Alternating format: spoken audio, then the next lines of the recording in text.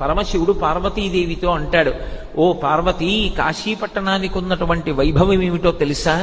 పాపములకు ఎదుర్చుక్క కాశీ, ఉపపాతములకు విషము కాశీ, కళ్యాణముల కాటపట్టు కాశీ, ముక్తికి పుట్టినిల్లు కాశీ. కాశీపట్టణం లోపలికి వెడుతుంటేనే రోమకూపములను ఆశ్రయించి ఉన్నటువంటి పాపరాశి పక్షి రూపంలో ఎగిరిపోయి చెట్లని పట్టుకుని ఉంటాయి. మళ్లీ వాడు బయటికి వస్తాడేమోనని 9 రాత్రులు కాశీపట్టణంలో ఎవరు పొలిమేర దాటకుండా గడుపుతారో ఇక వాడు మళ్లీ 9 నెలలు అమ్మ కడుపులో పడుకోవలసిన అవసరం పోయింది. కాబట్టి ఇక ఆ పాపములు ఆ వ్యక్తిని పట్టుకుని ప్రయోజనం ఉండదు. కాబట్టి ఇక ఆ పాపములు అక్కడతో వెళ్ళిపోతాయి, ఇక వ్యక్తిని పట్టుకోవు.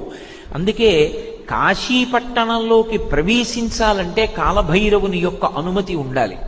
అటువంటి వైభవం కలిగినటువంటి కాశీపట్టణం పాపములకు ఎదుర్చుక్క కాశీ.